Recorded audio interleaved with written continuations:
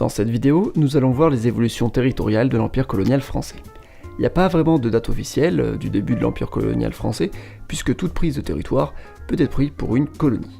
Cependant, de manière générale, on définit l'Empire colonial français comme l'ensemble des territoires ayant été gouvernés par la France et situés en dehors de l'Europe. Dans l'histoire, on dit même qu'il y a deux empires coloniaux, le premier et le second. On va voir ça plus tard. Bref, voilà où se situe la France métropolitaine aujourd'hui, c'est-à-dire la France en Europe. Elle possède aussi la Corse. Mais on ne va jamais s'intéresser au territoire métropolitain dans cette vidéo. Dans la première moitié du XVIe siècle, la France cherche à trouver un intérêt dans la navigation vers l'ouest. En 1492, l'Italien Christophe Colomb arrive en Amérique pour le compte de l'Espagne. Son voyage va permettre de faire connaître ce continent aux Européens. C'est pas Christophe Colomb lui-même qui va se rendre compte de la découverte, ça va se faire petit à petit, car on avait très peu d'informations. On peut dire que vers 1510, les Européens sont au courant qu'il existe un nouveau continent, notamment grâce à l'explorateur italien Amerigo Vespucci qui travaille pour l'Espagne, qui fut le premier à contester le territoire rencontré par Christophe Colomb. Colomb pensait avoir atteint les Indes. Du coup, c'est très bien, il y a un nouveau continent pour les Européens, mais ça ne résout pas le problème de ces derniers.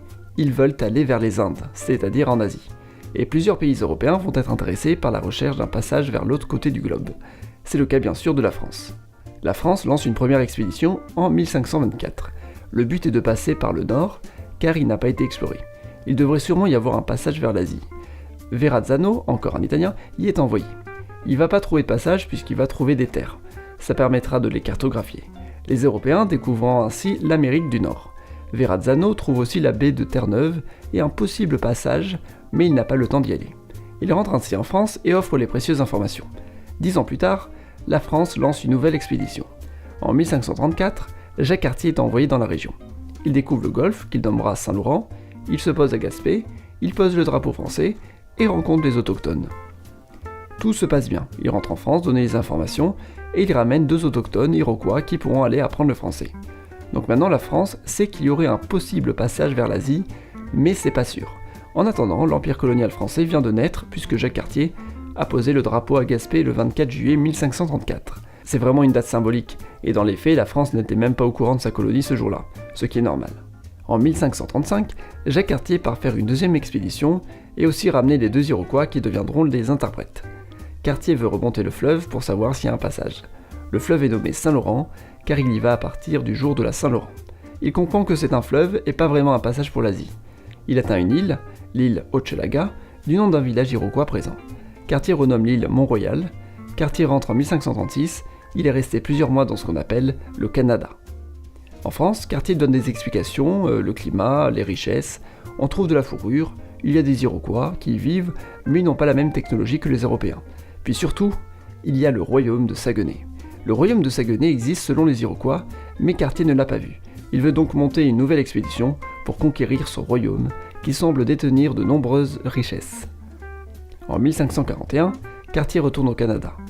Maintenant la France va implanter une véritable colonie au Canada et laisse tomber l'idée de chercher un passage vers l'Asie.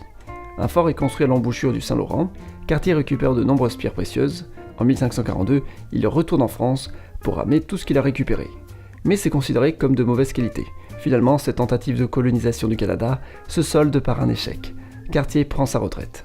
La France va tenter d'autres expéditions en Amérique, mais elles vont toutes se solder par des échecs. Il faut donc attendre le XVIIe siècle pour continuer l'histoire. Mais la France va quand même prendre de l'expérience. Régulièrement, des voyages se feront vers le Canada et le trajet devient de plus en plus connu et de plus en plus faisable. La France récupère des fourrures au Canada et pêche la morue au large de Terre-Neuve. Le voyage entre la France et le Canada ne dure qu'un mois environ. Samuel de Champlain est donc envoyé au Canada pour la traite de fourrure en 1603. Il est accompagné par François Gravé, qui a déjà fait plusieurs voyages au Canada dans les quelques années qui précèdent. Champlain est un explorateur. Il est au Canada pour chercher de nouveaux territoires, et notamment aller au-delà du Mont-Royal. Le problème, c'est que l'île du Mont-Royal se trouve là où il y a des torrents, et les bateaux ne peuvent plus naviguer. Il rentre en France l'année même, il y retourne en 1604, il fonde plusieurs colonies, le but étant d'essayer de peupler le Canada. Il y reste 3 ans, et rentre en France en 1607, car on l'avait appelé entre-temps. Il y a eu d'autres allers-retours pendant son séjour au Canada. Champlain lance une 3e expédition en 1608. Il retourne vers le Saint-Laurent, une colonie d'habitation est construite l'année même dans le lieu-dit de Québec. En 1609, il y aura même une bataille entre Iroquois à laquelle les Français se mêleront. Champlain rentre en France cette année-là. En 1610, il retourne au Canada, puis rentre en France. En 1611, il retourne encore au Canada pour quelques mois, puis il fait un 6e voyage au Canada en 1613, puis un 7e en 1615, un 8e en 1617, un 9e en 1618, un 10e en 1620, un 11e en 1626, puis un 12e et un dernier en 1633. Il crée un poste permanent à Trois-Rivières et devient gouverneur de la colonie de Québec, qui devient toujours plus fortifiée au fil des années. Champlain meurt à Québec en 1635.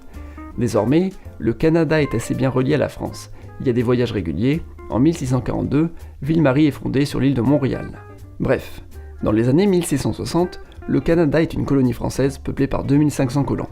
Du coup, il faut l'augmenter en envoyant des femmes pour les marier aux colons qui sont le plus souvent des hommes. La population va donc pas mal augmenter grâce à cette politique. Mais ça reste peu par rapport à l'Angleterre dont les colonies ont bien plus de succès. Pourquoi donc ? Eh bien c'est très simple, 2 raisons. Premièrement, l'Angleterre dispose d'un territoire en Amérique avec un bon climat. Ça attire donc plus facilement les colons. Contrairement à la France qui dispose d'un territoire au climat rigoureux. Deuxièmement, l'Angleterre dispose elle-même d'un territoire pas génial, ce qui incite plus facilement les populations à partir. Alors qu'en France, le territoire est grand et propice à l'agriculture. Bref, l'Amérique anglaise est bien meilleure que l'Angleterre. L'Amérique française est moins intéressante que la France. À la fin du XVIIe siècle, la France et l'Angleterre vont se faire des petites guerres. On parle des guerres intercoloniales. Mais avant de s'atteler sur l'évolution du Canada, ouvrons une petite parenthèse pour préciser que la France récupère quelques autres territoires au XVIIe siècle. Elle s'installe dans l'actuelle Guyane au début du siècle, puis elle prend la Guadeloupe et la Martinique en 1635, l'île Bourbon en 1642, les Français fondent aussi des villes en Afrique de l'Ouest, dont Saint-Louis, ils colonisent aussi plein d'autres petites îles dans les Antilles, mais la principale île colonisée est Haïti, qui est colonisée avec l'Espagne. Bref, pour le reste, la France va surtout coloniser en Amérique du Nord. Nous sommes donc en 1689 et nous allons voir les guerres intercoloniales.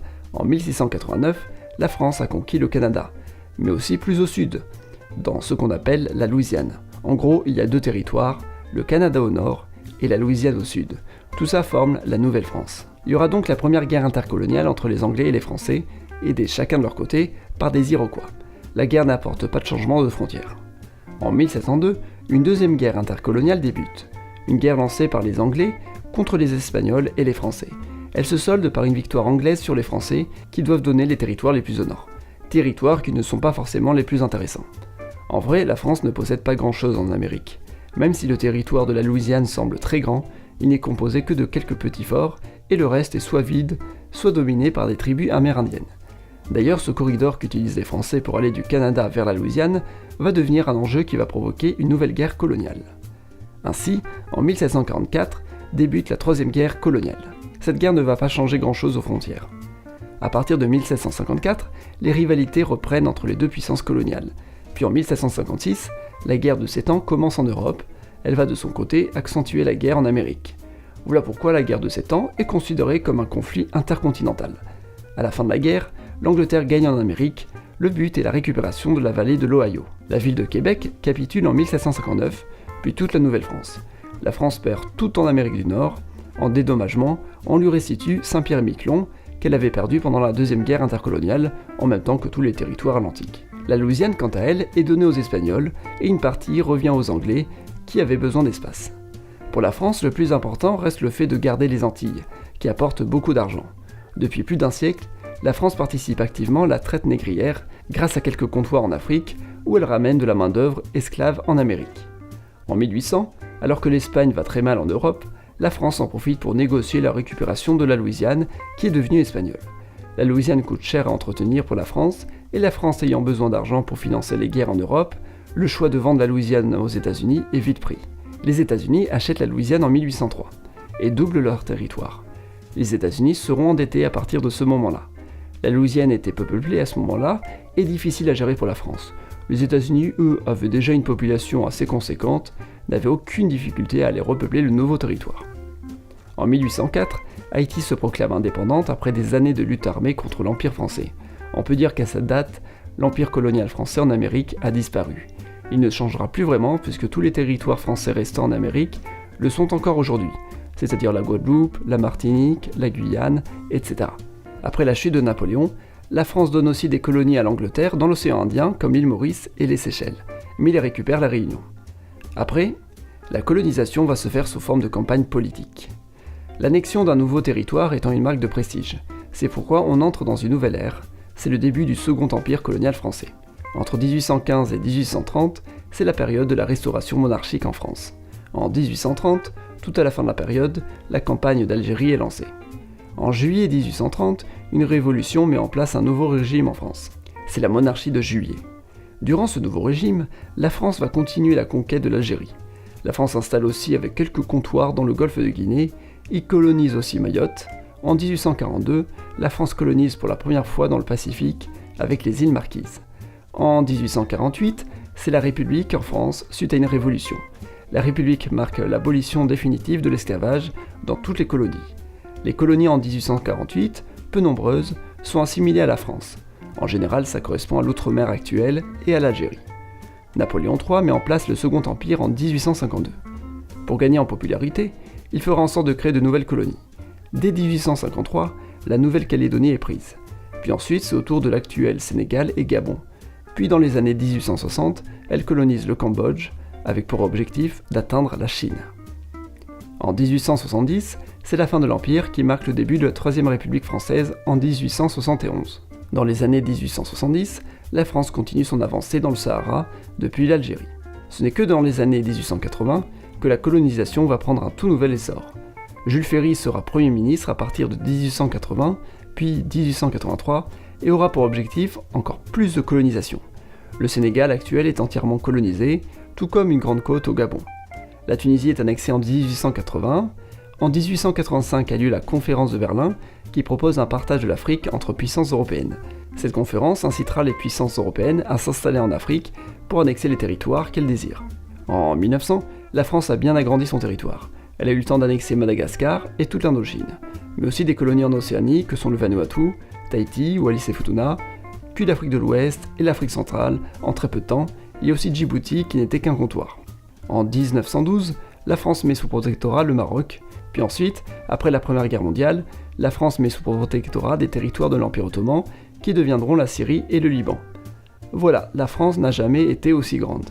Ça ne va pas durer longtemps, déjà pour des questions de coût, les protectorats du Moyen-Orient deviennent indépendants de suite après la guerre, l'Indochine entre en guerre d'indépendance à la même époque, et en 1954, la France y renonce définitivement. La même année, l'Algérie lance sa guerre d'indépendance. En 1956, le Maroc devient indépendant, puis la Tunisie. La Guinée devient indépendante, puis pratiquement toutes les colonies d'Afrique, dont Madagascar, accèdent à l'indépendance en 1960. Ces colonies étaient coûteuses à gérer, il est plus pratique pour la France d'en faire des pays indépendants alliés qui restent sous influence française. L'Algérie devient une république indépendante en 1962, suite à des années de guerre.